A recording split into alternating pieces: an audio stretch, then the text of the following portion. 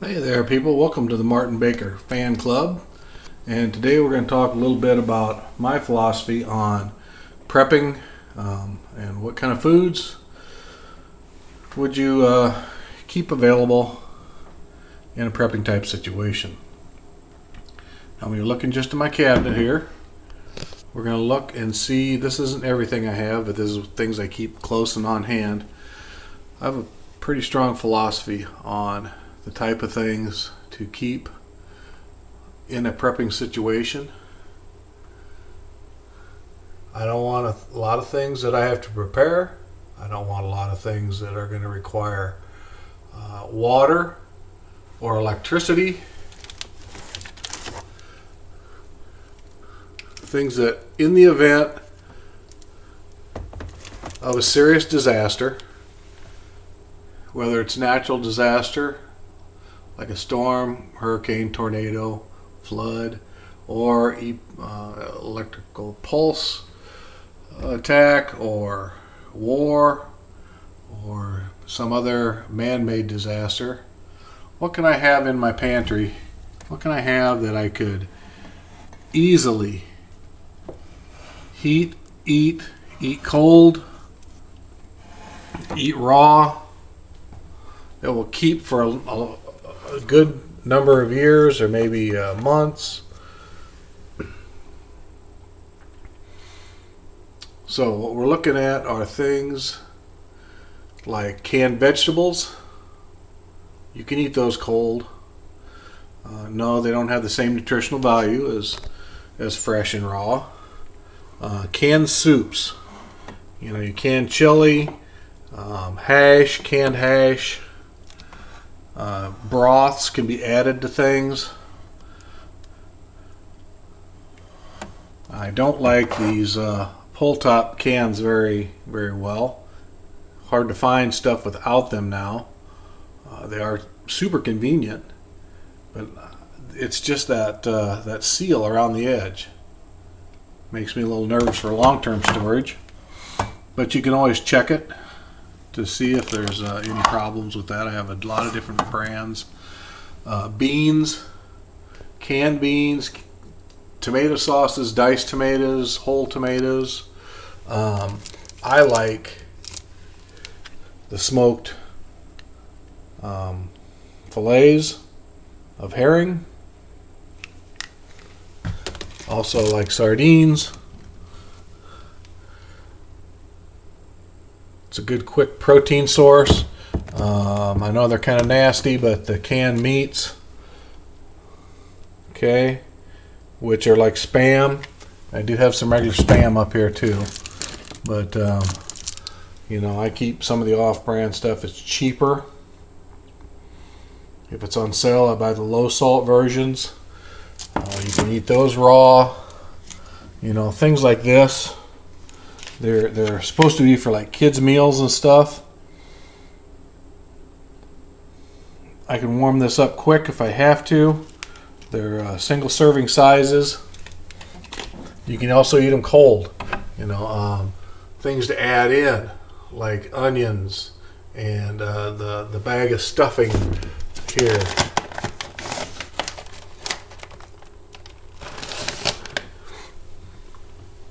I always try to keep a box or two of Bisquick or something similar to that for cooking. And I always keep a full unopened one. Oats are great. Now, you kind of have to have water with these. You could eat them raw, I suppose. Baked beans, sauerkraut. Sauerkraut keeps for a long time. Again, your broths, your meat sauces, these can be eaten cold. Just open them up and eat them. I try to keep lots of boxes, and this is, like I said, is just a part of what I have. Boxes and bags of dried pasta. Also, different kinds of crackers that could just be eaten. In my other storage that I'm not going to show everybody. But this is canned meats. In this case, it's canned chicken, which I keep lots of cans of chicken around. but you can get canned meats of all kinds. Chicken just seems to be pretty versatile. Nuts, you can buy the nuts. They don't have to be planters. They can be any in the can. They keep for a long time in the can. Grab and eat those. And then things like mayo. Now, once you open it, you got to have refrigeration on some of this stuff. But canned fruits. Keep a lot of canned fruits. When you look at my other pantry, there's lots of canned fruits. I try to buy the ones that don't have the pull tabs. These I'm going to be eating quicker, so they're okay here. The ones for longer term storage. And fruits, you got to watch out. Anything with like tomatoes and fruits and stuff that may have some acids in it for long term storage. Just be a little careful.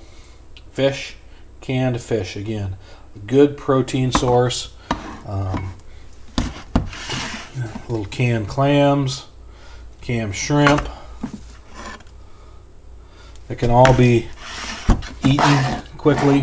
I not only keep flour that I have stored away, sealed and everything. I also keep cornmeal that is sealed. This one's been opened, but stuff that I use on a regular basis. Try to keep things in storage that you do eat and will eat. Although I don't tend to eat a lot of Spam. I'm just going to tell you, it just doesn't happen in my world. But I have in the past. So you don't like it. I would never eat that. By golly, I would die before I eat it. Well, go ahead. It'll just be more for me. Same with the Vienna sausages. I have eaten these in the past. They're not bad.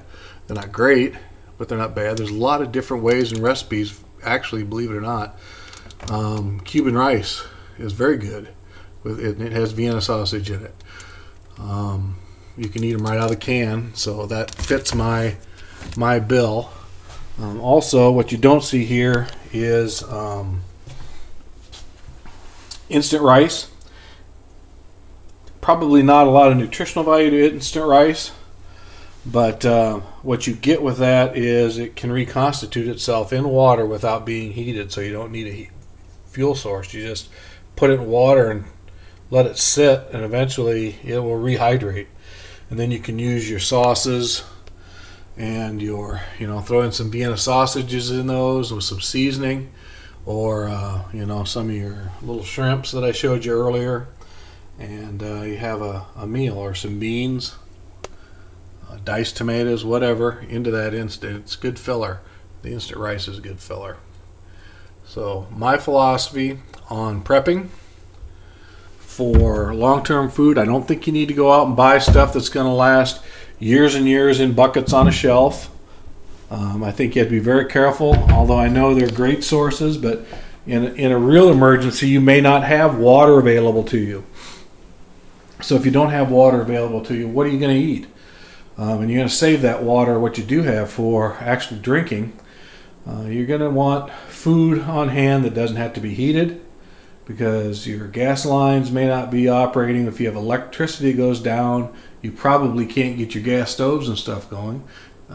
You can use camping stoves, and you can eat outside, but in a true emergency, do you want people to even know you're around? Maybe you want your place to look like you've left, and you don't want to be outside making fire and smoke and all those kind of things.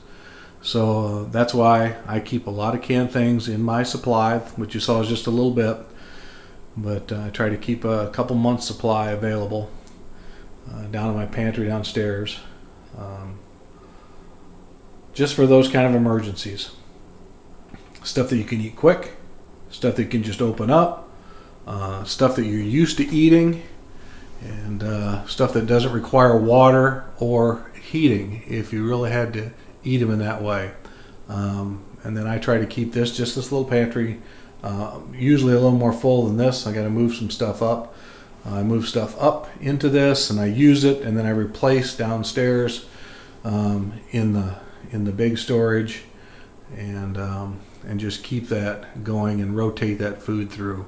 So my philosophy on prepping for emergencies, and I'm not talking doom and gloom, end of the world type stuff. I'm just talking your typical run-of-the-mill storms, or man-made disasters, or in the event of a crisis in times of war, where supplies may not be down, or we're restricted to our homes, or you just can't get out and get supplies.